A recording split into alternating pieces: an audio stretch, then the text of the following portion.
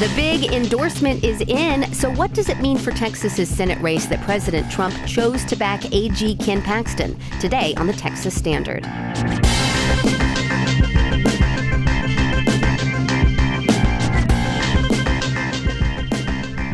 Texas Standard is a production of KUT Austin, KERA North Texas, Houston Public Media, and Texas Public Radio in San Antonio.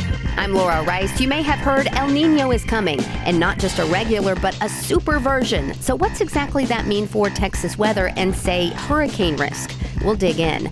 Texas has updated its program for drivers with communication differences, those with autism or who are hard of hearing, for example, what you need to know about the changes. Plus, we'll profile an animal shelter program with an outsized impact on the trainers working to help dogs ease their way into forever homes.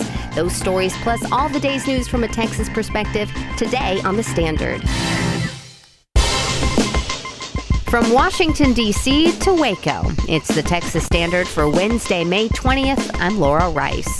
The word came down after Texas Standard Time on Tuesday. President Trump finally announced a pick between the two high-profile Republicans still fighting it out for the party's nomination for Senate. Early voting started Monday in the runoff race featuring Senator John Cornyn and his challenger, Attorney General Ken Paxton, at the top of the GOP ticket. But Trump didn't try to sway things until Tuesday. The same day, if you'll remember, if you listened, that the Texas newsroom reported Paxton is under fire for a plea deal his prosecutors offered last month. The deal would mean 1 day of jail time if the man charged with repeatedly sexually abusing a young boy pleaded guilty. It's hardly the first controversy Paxton has faced, of course. The Texas House impeached him in 2023, though the Senate acquitted him. His wife, Angela, filed for divorce on, quote, biblical grounds, and he's been indicted for securities fraud. But he is still the Attorney General and polling solidly in his bid for Senate. Trump calls him an all-caps winner. So will that help Paxton edge out Cornyn, who has long held the seat? And what about come November, when whoever wins the Republican primary will face Democratic up-and-comer James Tallarico? He's presented a different sort of progressive agenda that draws heavily on his Christian faith and gained national attention last week for his taco time with former President Barack Obama. Another person asking these very questions is Andrew Schneider, the senior reporter for politics and government at Houston Public Media. Andrew, always good to have you on. Thanks for having me. So, reaction to Trump's pick of Paxton. What are you hearing right now from voters, both Paxton and Cornyn camps? Well, the Paxton camp is not too surprisingly very happy. They have been expecting something like this for some time. They've been calling for something like this for some time. There was some concern earlier when it looked like he might possibly endorse Cornyn that there would be a split with Paxton voters. A lot of whom I spoke with said if the president supports Paxton, we'll go for Paxton. If the president supports Cornyn, we'll go for Paxton. A lot of these people had already made up their minds. As far as the Cornyn voters go, there are a lot of Cornyn voters that really have problems with Paxton for all the reasons that you explained at the top of the show. And some of them are likely to go along with the party in the end because they think it's important to keep control of the Senate and it's important to keep the party together. But there are some that, if polling is to be believed, may wind up sitting out the general election. And in a close contest with James Tallarico, that could make it that much more competitive. I mean, a lot has been made about President Trump's endorsements in other states and how that has turned out. I mean, how much of an impact do you think this will have in the runoff? Will it shift the needle at all? It certainly could. I mean, we saw the effects that Trump's endorsement had as recently as yesterday when he came out against Congressman Massey in Kentucky and sent Massey down to defeat. Not too long ago, we saw him intervening in Louisiana and sent Senator Cassidy down to defeat in the Republican contest there. The polling that I've seen specifically on the issue of what sort of an impact an endorsement would have. It's about a month old at this point, but there's no reason to believe things have changed significantly since then. And it suggested that if Trump had endorsed Cornyn, it still wouldn't give him enough of a boost in order to get past Paxton, but that if the president endorsed Paxton, it could potentially give him a double-digit lead. So Wow. there's every reason to believe that this will give, if it doesn't necessarily push Paxton over the top by itself, it will definitely give him a significant edge. What about the timing of all this? I mean, we've known it's been Paxton versus Cornyn for months, and he waited in the original primary, didn't make a call. Now we're, already into early voting of this runoff. What do you make of that?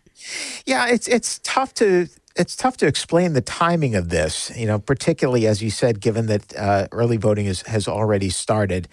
The president is able to read the polls as well as anybody else. He was very likely waiting until it was a certainty, in his mind at any rate, which of the candidate was going to emerge as a winner. If there's one thing that Trump does not like, it is to be identified with somebody on the losing side. So this way, if the situation breaks in his direction, if Paxton is the victor in the contest, he can align himself with Paxton. He can say, see, I was behind him all along. As recently as this past Friday, though, he was reluctant to openly name his choice. He was in a press gaggle on Air Force One. He was asked, whether or when he was going to endorse somebody. He said, I'll be endorsing somebody soon, but I like both Cornyn and Paxton. I think the big question for Democrats is what this might mean come November, when whoever wins needs to take on Democrat James Tallarico. The polling has said what about that, about his chances versus Cornyn versus Paxton? Most of the polling that I've been seeing ever since Tallarico got the nomination back in March suggested that Tallarico has a better chance against Paxton than he would against Cornyn. And there are a number of different reasons for that. He's seen as, however progressive he is, he's seen as being a more palatable alternative for independents and centrists and non-aligned voters than Paxton would be. There's also the possibility that Cornyn might do a better job of unifying the Republican vote behind him than Paxton could, for the reasons that I was talking about before. But, regardless, most of the polling has suggested that it would be an even fight at this point, regardless of who the Republican nominee is, but things would be slightly more in Tallarico's favor against Paxton than against Cornyn. Andrew Schneider is senior reporter for politics and government at Houston Public Media. Andrew, thanks so much. You're welcome.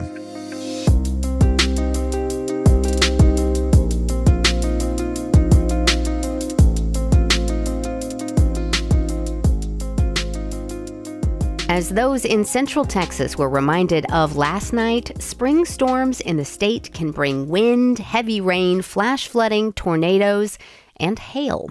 Sometimes the hail is pea-sized and harmless.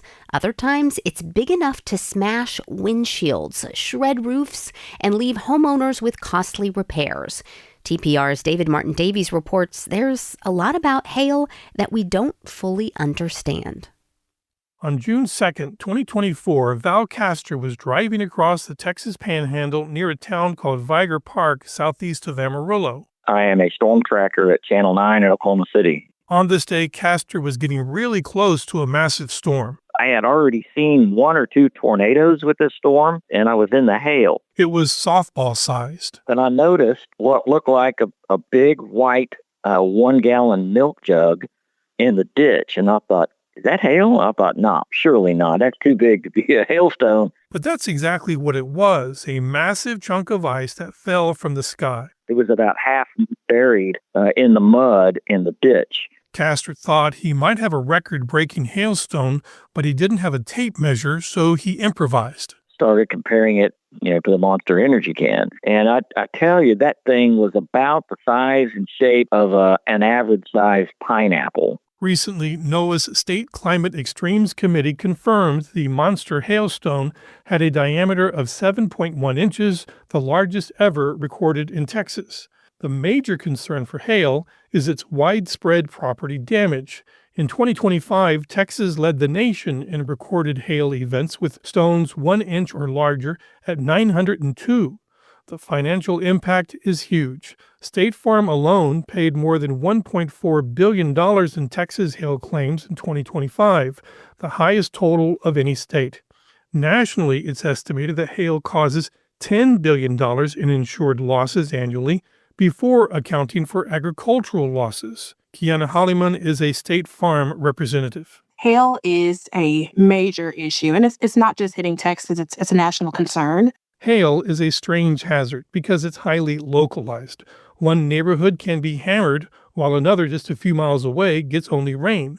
Cameron Nixon, a research scientist with Oklahoma University and the Storm Prediction Center, says when it comes to hail, there is a lot that is unknown. Yeah, hail is, compared to tornadoes, very understudied. But we do know how hail is made. So it's a form of frozen precipitation that really requires a really intense updraft to hold aloft. To make hail, weather does a kind of juggling act. Up in the sky, there's a band of freezing air and a strong updraft that's keeping the chunks of ice from falling, and that's where it grows larger and larger until it comes crashing down. And it's a process that occurs regardless of the temperature. A lot of folks are really surprised when you have a 90-degree day and you get ice falling from the sky. But is hail getting bigger?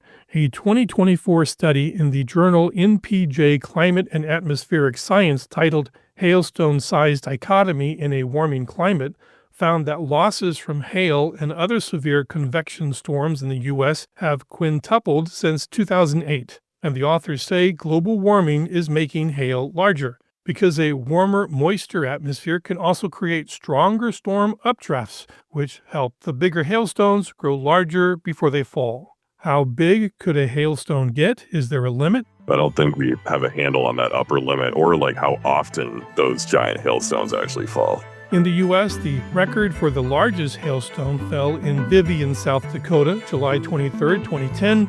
It measured 8 inches in diameter, about the size of a soccer ball.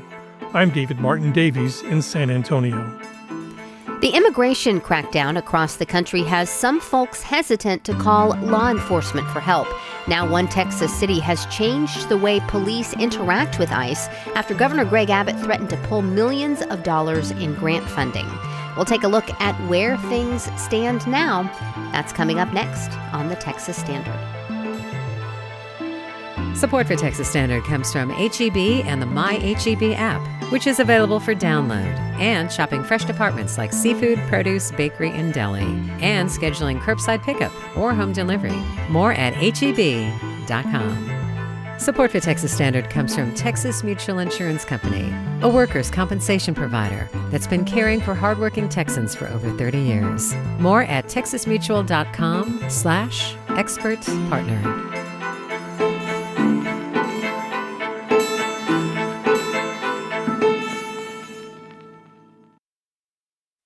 It's the Texas Standard. I'm David Brown.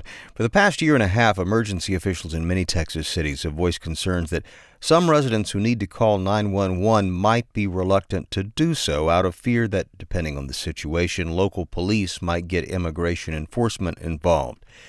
Luz Moreno-Lozano of KUT News reports that in Austin, city leaders still can't agree whether all residents there can feel safe calling 911. Depending on who you ask, the Austin Police Department either made a major or a minor change last month when it comes to how to handle encounters with people who might be undocumented. The new rules say that an officer or supervisor should, when operationally feasible, contact U.S. Immigration and Customs Enforcement if they come across someone with what's called an administrative warrant. That's basically a document indicating the person might have committed an immigration violation, not a crime. So does that mean police have to call ICE? Austin City Council member Chito Vela doesn't think so. Should is not shall, not must call. It's not will call.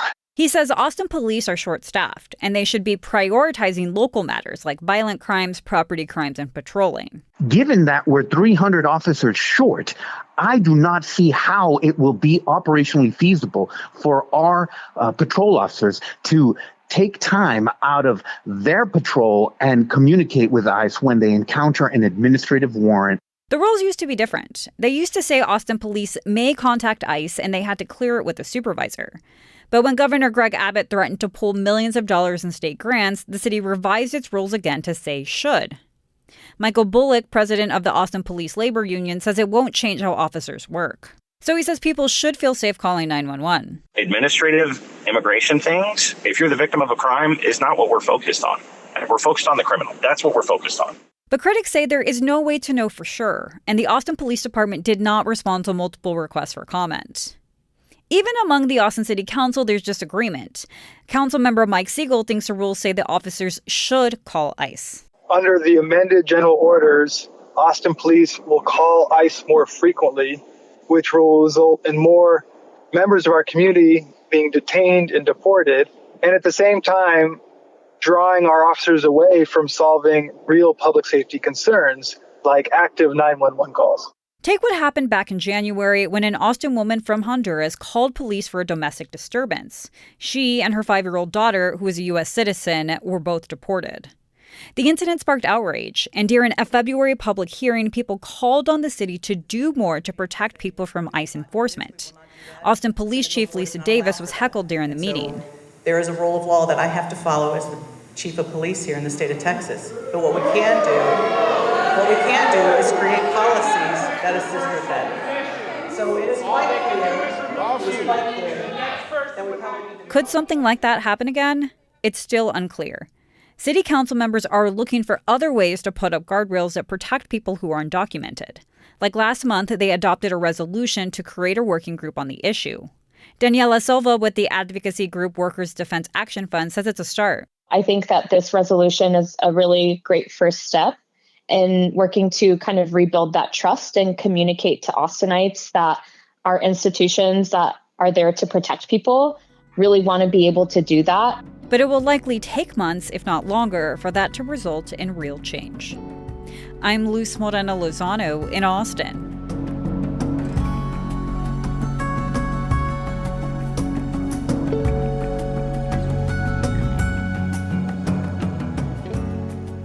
And you are listening to the Texas Standard. It's been almost 4 years since a gunman walked into Robb Elementary School in Uvalde, Texas, leaving 19 students and 2 teachers dead. KERA's Priscilla Rice reports that amid the hurt and the search for answers, something unexpected happened when an Uvalde woman who lost relatives in that tragedy met a North Texas artist who had come to town offering to help. Before the spring of 2022, Fort Worth-born artist Juan Velázquez had never stepped foot in Uvalde. I didn't even know it was there or even heard anything about it. I remember looking around thinking man, I'm not even sure I'm ever going to come back here. It's tiny. But after hearing about the tragedy, he gathered a group of artists and went to paint a mural in honor of 10-year-old Alicia Ramirez, one of the student victims who loved art. He didn't expect the mural to change his life. I saw a few of his paintings, and then I didn't know he was the artist yet. And so I went on his page, and I saw that he did the mural of Alicia. And, I followed him. That's April Velázquez, Juan's wife.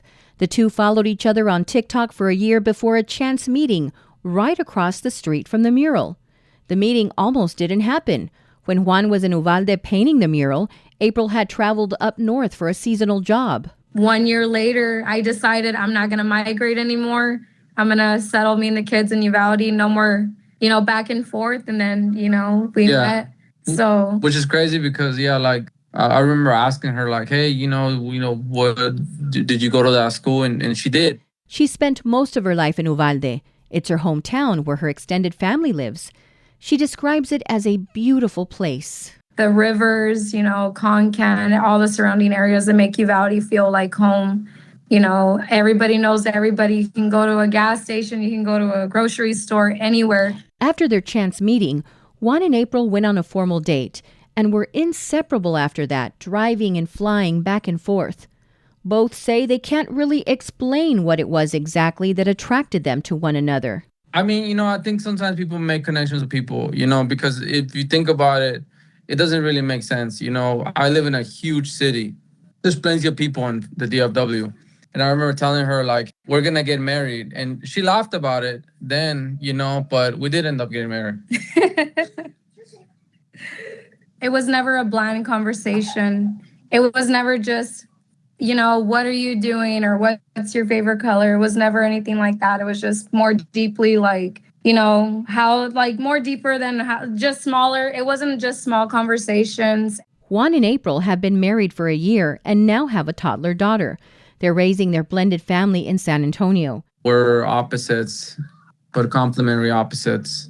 We want to give our kids a good life. Like I have kids, she has kids, and then we have kids together. So we have like 6 kids in total. It's a lot of kids. April says her connection to Juan is helping her heal from the tragedy.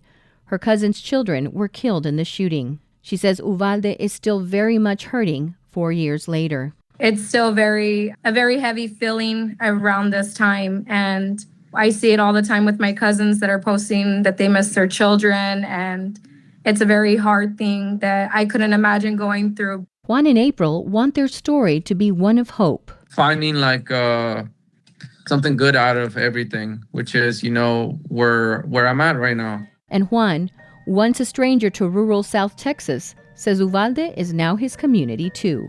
I'm Priscilla Rice in Dallas. You can find a photo of Juan and April and one of the mural Juan painted for Alicia Ramirez on our website, texasstandard.org. That's also where you can find daily rundowns of our program. And shortly after the show ends each day, you can listen to full audio from the program there. We aim to make it easy to keep up with Texas Standard. That's also why we're available across podcast platforms, and we're posting full episodes on YouTube. Of course, we're also keeping up with our social media game. You can find us on Facebook, Instagram, and Blue Sky, among others. Meanwhile, there's more Texas Standard just ahead, including what's the deal with an upcoming El Niño weather pattern. Support for Texas Standard comes from Good Spread, an Austin-based mineral sunscreen brand seeking to make clean, reef-safe SPF for every body under the sun. Now at H-E-B stores across Texas. More at goodspreadsuncare.com. From the Texas Newsroom, I'm Matt Harrop. Severe storms moved across parts of Texas overnight, leaving power outages in multiple regions caused by high winds. The storms are part of a pattern that will take place the rest of the week. National Weather Service meteorologist Cameron Self says for now, flooding concerns are low. Right now, the way the soils are, they can still handle a lot. But with each day, as things get wetter and wetter, of course, the soil conditions are going to become more vulnerable to potential flooding. The rain is welcome relief in Corpus Christi, where the ongoing water emergency has been pushed back by a few months. The city was expected to declare a level 1 water emergency and impose water restrictions in September. Thanks to the rain, though, filling local reservoirs, that projection has been changed to December. Public safety during the FIFA World Cup could cost Dallas County more than its cut of $50 million in federal funding that North Texas will share. Our Marina Trejan Martinez reports that officials are bracing for a possible 7-figure budget hit. The county is exploring ways to bridge public safety and overtime pay without wrecking the annual budget. Dallas County will likely get a fraction of what the region was granted. Commissioner John Wiley Price says that the county's $6 million set aside for unexpected costs might be needed to cover extra law enforcement, security, and overtime during a public safety threat, including severe weather. Something tells me we're going to delve into those expenses. Our people who have to work, they're going to be entitled. The first match in North Texas is June 14th. Marina Trejan Martinez in Dallas. Health officials in Houston are keeping an eye on a new strain of Ebola virus hitting Congo. Dr. Catherine Troisi, an infectious disease epidemiologist at UT Houston School of Public Health, spoke to Houston Matters about her concerns. We don't know a whole lot about this strain that is causing the disease now, the Bundibugyo strain of Ebola virus. This is only the third outbreak with this strain, but it doesn't appear that there are differences in terms of transmission. The outbreak in Congo is of special interest in Houston because of the upcoming World Cup. Congo is playing a match at NRG Stadium on June 17th, and the team is also setting up a base camp in Houston. The San Antonio Spurs are looking to clinch another victory on the road against the Oklahoma City Thunder tonight. The Spurs lead that series after a double overtime victory in Game 1 on Monday. Tip-off is set for 7:30 p.m. tonight in Oklahoma City. I'm Matt Harrop in the Texas Newsroom. You're listening to statewide news from public radio stations across Texas. This coverage is only possible because of support from listeners like you. You can help sustain and grow Texas news coverage by donating to your local public radio station today. It's the Texas Standard. I'm David Brown. Looks like a wet end to the spring across much of Texas. Several days of rain in the forecast for many listeners. Could this be the beginning of something much bigger? Yeah, we've been hearing warnings of what's known as an El Niño, a global weather phenomenon caused by an accumulation of warm water and winds in the Pacific heading our direction. But what exactly will those effects entail? Here to tell us more, Joel Lisenby. He is a meteorologist who studies drought in the southern plains for the National Oceanic and Atmospheric Administration, better known to most of us as NOAA. Joel, welcome to the Texas Standard. Thank you, David. I'm glad to be here. I want to understand what the event means for everyday folks. Does it mean a lot more rain? Does it mean it's going to be a lot warmer? What does it mean as a practical matter? Every El Niño manifests itself a little bit differently. But when we look on average at all of the El Niño events we've seen, we usually see a cooler and wetter winter across Texas.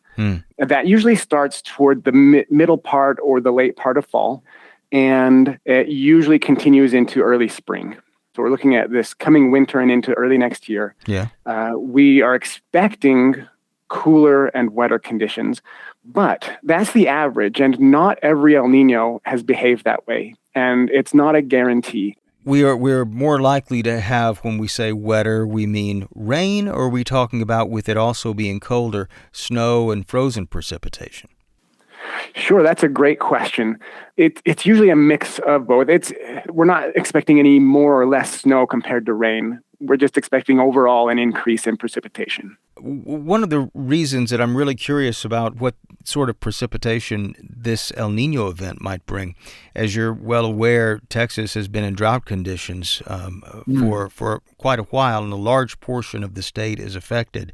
And I know that in some places which are desperate for water, they've been hanging a lot of hopes on some of this precipitation alleviating those drought conditions. Is it possible that this El Niño event coming will significantly change that? Yeah, you're right. If I were to look at a few areas of Texas, we're looking at almost 6 years of drought. Yeah. Other parts of Texas, maybe not quite as long, but everywhere in Texas has been impacted by drought, at least over the last year at some point or another. A few good storms doesn't mean we're going to see the drought disappear immediately. We still need some time to refill reservoirs. We're going to need some time for the stream flow and rivers to rise up. And we're going to need some time for parts of the landscape, especially out west, to recover from such a long dry period. Also, not all of Texas is going to be getting this rain at the same time. Our longer range forecasts are still keeping some fairly dry conditions in the west part of the state. If you're dependent on surface water, it's going to take more than just a few good storms or a few good months of rain to refill your reservoirs. And in some parts of the state, it's going to take even more than one really good winter to refill some reservoirs because the water is so low right now. But we still have a hot, dry summer to get through ahead of us before the typical El Niño impacts start. Looking at past years, at the summer before an El Niño begins, or even the summers when an El Niño has started early, it's not very clear. There's a pretty big mix of conditions. Some summers have been wet. Some summers have been dry. The only place where we see a fairly consistent pattern is along the Gulf Coast, where we know usually, but not always, an El Niño pattern means fewer tropical storms forming in the Gulf. But that hasn't always been a guarantee. So it's a little bit messy. And if you're looking for your drought to improve, remember, we still have a hot, dry summer ahead of us. Yeah. But long range, yes, this El Niño should make some big improvements to our long-term drought in the state. Do I understand you correctly, though? You were talking about the coastal region here in Texas. And, of course, quite often there's a concern come around June, July concern about an increase in the number of and intensity of hurricane events. Does the El Niño suggest, the development of El Niño of this size suggest that perhaps we don't need to be as concerned about the development of a number of hurricane events in the Gulf? That's a great question. On a very general scale, we know that El Niños usually mean fewer tropical storms and hurricanes. Mm-hmm. The official seasonal outlook from the National Hurricane Center is coming out on Thursday of this week. So I don't have those numbers in front of me yet. I don't know how many storms they're going to be predicting. But regardless of whether you have a fewer than normal or above normal number of storms, it really only takes one storm. All it takes is one. Summer. Absolutely. And fewer doesn't mean none. Right. Joel Lisenby is Regional Drought Information Coordinator for NOAA. And Joel, thanks again for taking time to talk with us on the Texas Standard. Oh, it was my pleasure. Thank you, David.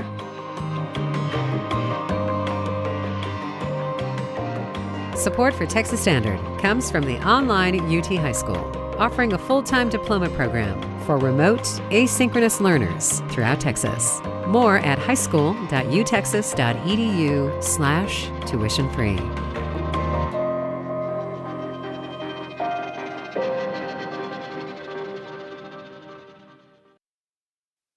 It's the Texas Standard. I'm Laura Rice. Like many shelters across Texas, the Austin Animal Center is often overcrowded, but a new program there is getting dogs the training and socialization skills that will help them get adopted.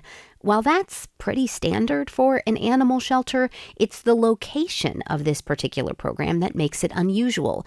These dog trainers are incarcerated at the Travis Unit State Prison in East Austin. The Texas Standard's Sarah Ash took a visit. When Chico first showed up at the Travis unit, he was extremely anxious. He was very shy and timid. He would not come around people. He wouldn't let you pet him. He didn't want to interact. That's Jeff Pruski, who has been working with Chico as part of the prison's Enduring Service program. Chico is one of the 12 dogs from the Austin Animal Center in this inaugural group. Each dog is paired with 2 trainers, all incarcerated veterans.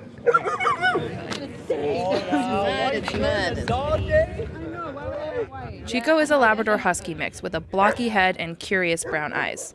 When you catch him at ease, he has a big smile. He's very attached to Pruski. Down. It's okay. Go. The Animal Center's Julie Thatcher says she tried to pick dogs that would benefit from time away from the shelter. We already know from experience at the shelter that like a shy, quiet volunteer does well with a shy, quiet dog. And then somebody who's just a little more like rough and tumble and wants to play around, we can give them a dog like that. Pruski raised his hand for Chico right away. He sounded like a dog I wanted to take on. First day was high anxiety, and I knew we took on a challenge, but a good challenge. Chico's second trainer was released from prison in April, and since then, Pruski has been on his own. Over the 12 weeks, the incarcerated trainers have remade their schedules around their new companions. A day starts usually around 4:30 in the morning. I go to get medicine real quick, come back. Next thing is him, of course. I take him out, let him do his business, of course, and let him have some free time to walk around.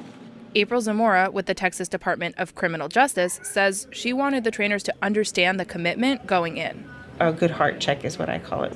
Like, don't do this because you're looking for an outcome where parole is going to say a favorable vote. What are you looking to change within you? This is the first group of dogs at the Travis unit. The program was based on one in nearby Williamson County. It hit like wildfire. It's a win-win situation for not only the community, but for these veterans. They have a sense of purpose when they're working with these animals. Zamora says the healing goes both ways. Incarcerated trainers have reported learning patience and good habits through their work with the dogs. You really are teaching people to modify behavior and reaction. Brendan Gemmel is an Austin Animal Center trainer who leads weekly classes at the Travis unit. He was blown away by how quickly the group made it through the 12-week course he had planned, which allowed them to move on to more advanced skills. The hardest thing we worked on was nothing. These dogs, when they get adopted, they will be at Torchy's Taco or somebody's backyard, and they're just going to sit there and be calm. That's a win. Over the 12 weeks, Chico started to come out of his shell. He's still nervous around strangers and flinches at sudden movements. And he never did get comfortable with my microphone. Oh, sorry. Moved too fast with my hand. That's a dog that's been hit, huh? Yeah. But he began to play with other dogs in a fence field next to the dorm. His tail curls up to show off his husky side when he's interested in something. And he tolerates a bath, though he's still not a fan. Prusky says it's been gratifying to watch Chico open up. He's a complete goofball. He likes to have fun, run around. He'll jump and, just chase ball and things like that. Chico started learning tricks beyond the basic obedience of sit and down. By week 11, he was working on rollover. He loves treats. He almost does anything for a treat. May 1st was graduation, and the day dawned humid and bittersweet as the incarcerated trainers prepared to say goodbye to their pups. The group was honored in a ceremony in the visiting room. Number 1 is Mr. Theo, Big Head Theo, with handlers Daniel and Mark. Theo.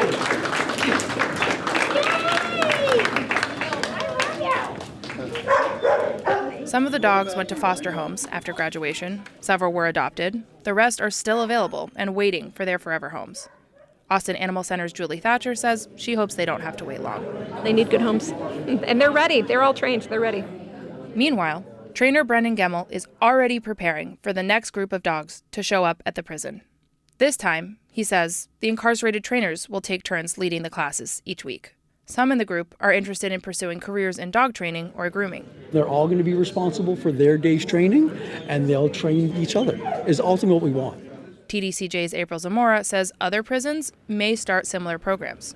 So we just opened up our Dobby unit in Garza County. We had heard from the commissioners out there, hey, our animal shelter may have some interest in coming out to talk to y'all. Chico was not one of the dogs who went home on graduation day. Come on, let's go for a walk. Come on, let's go. Good boy, yeah. But that's only because his new owner had to work. He was picked up a few days later by Richard Vasquez, his trainer who had been released a few weeks before. Truck. See the truck? Look. Vasquez knew he was close to getting out when Chico and the other dogs arrived at the prison. He had no plans of adopting a pet, but as the weeks passed, the two developed a special bond. Vasquez realized he couldn't leave the dog behind. I got released. Chico still had about 2 more weeks in the program. Oh, man, that was the most difficult thing because I sat there looking at him. I went inside his kennel and I put my head against his head and I said, look, bud, I'm going to be back. I promise. I'm coming back for you. Vasquez did not particularly want to return to the site of his incarceration, but he did, making the 4-hour drive down from Denison, where he lives with his sister. A few weeks later, both man and dog are settling in to life on the outside. I can really see the change in his behavior. Like, I'm out. You're out. We're not behind the fences anymore. We can actually go on a walk whenever we want. Vasquez says it's an honor to care for a dog who has experienced trauma not unlike what Vasquez himself has been through. He says having Chico makes it easier to focus on keeping his life on track. Chico depends on me. I got to be here now. So just as much as I'm honored to do it for him, I'm very grateful that he's doing it for me. Come this way. This way, Chico. Good boy. Good boy.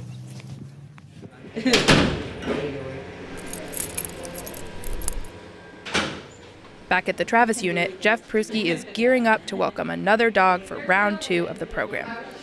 He misses Chico, but is happy Vasquez was able to take him home. It's all about second chances with us here. And I believe in my heart we got him a second chance and a place to live forever. And that, Prusky says, made it all worth it. I'm Sarah Ash for the Texas Standard. Well, it's Wednesday, and that means Texas Standard's bi-weekly Talk of Texas newsletter is hitting inboxes. It's just one of the many ways you can keep up with the news from across the state with us, and it's free. Go to texasstandard.org to sign up. Coming up on the program, we'll hear from audience and engagement editor Wells Dunbar about what Texans are talking about this week. But first, what everyone needs to know about changes to Texas IDs and driver licenses meant to help people with communication differences or disabilities. We're coming up on 49 minutes past the hour, Texas Standard Time. Support for Texas Standard comes from Texas Realtors, providing representation at every stage of the home ownership journey, helping clients understand their options and manage complex transaction details. Info at texasrealestate.com. Support for Texas Standard comes from Texas CASA. For a child in foster care, small moments today can have a big impact tomorrow. More on how lending time and support can help make a difference at becomeacasa.org.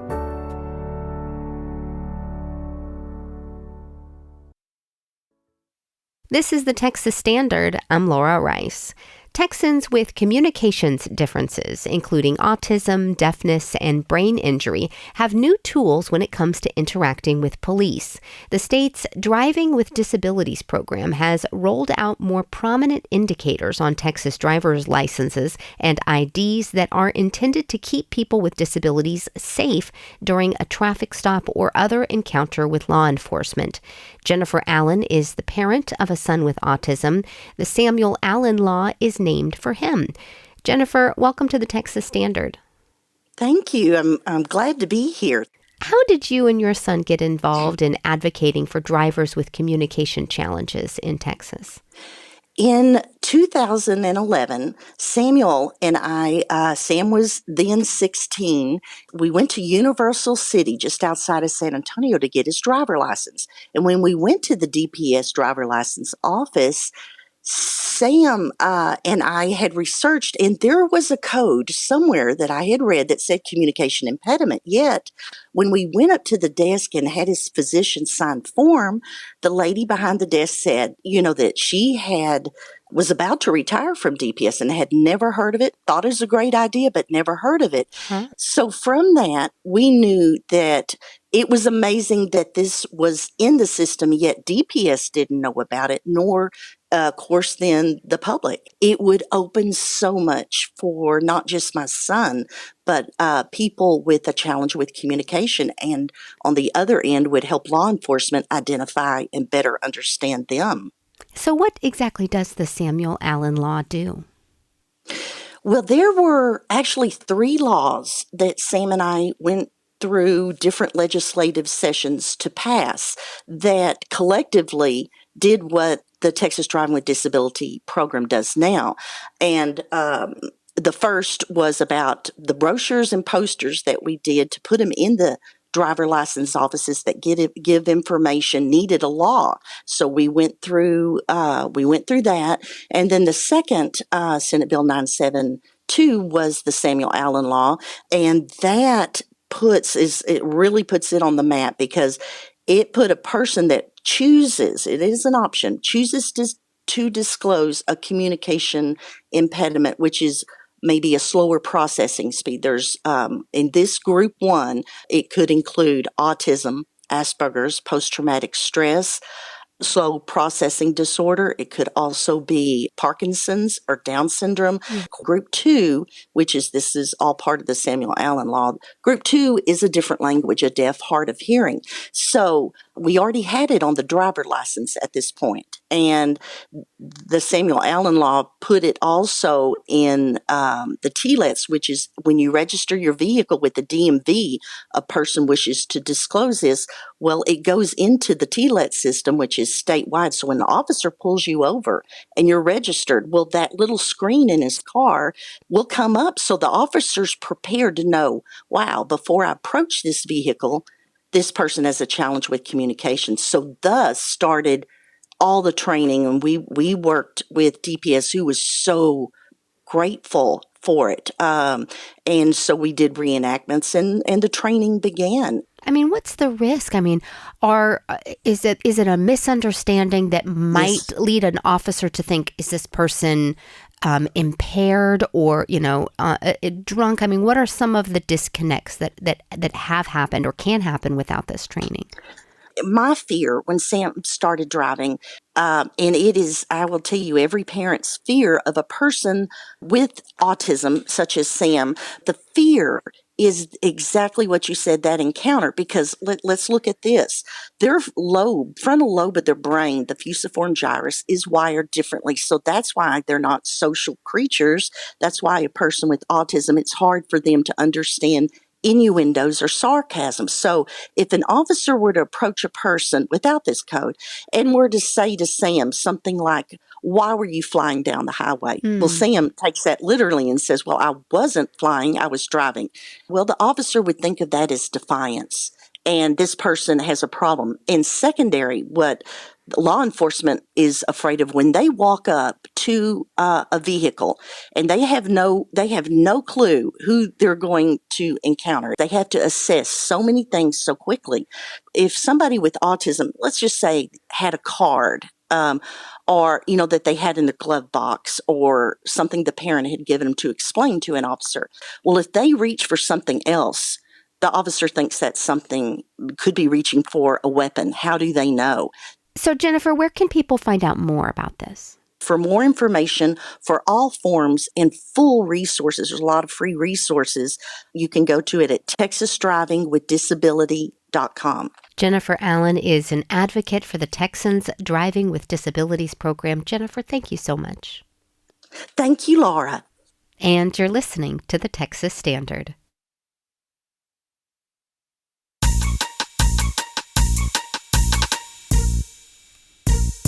Our audience and engagement editor, Wells Dunbar, is in the studio with me now. It must be Wednesday. Hey, it Wells. Must be. I'm getting those hump day vibes, Laura. Yeah. I don't know about you, but I certainly am.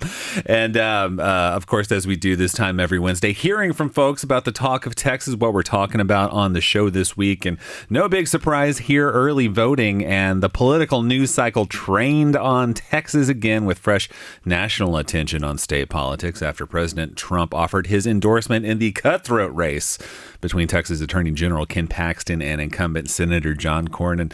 I kept getting all those emails from like the Cornyn camp there, like these AI videos of him dancing to like a B-52 song, making fun of some of his past scandals, like a AI Ken Paxton action figure.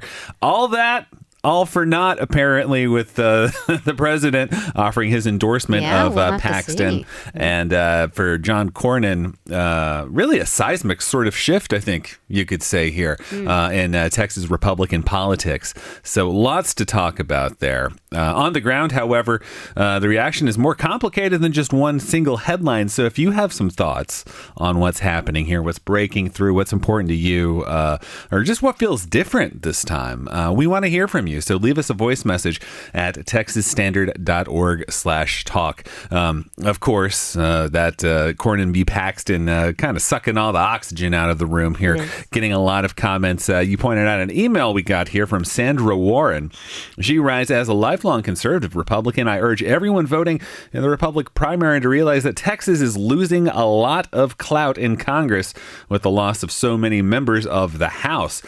Using that sort of exodus on many Texas House Republicans' part to make the call for Cornyn and say that, it is interesting to think about, his decades in the United States Senate and what a freshman Ken Paxton would bring to the table, both there in the chamber and for Texas. So really, again, a huge political development that lots of people are chiming in on there, Laura. Absolutely. That tenure in Washington makes a lot of difference based on your committee assignments, leadership positions. That's right. So that's an interesting point.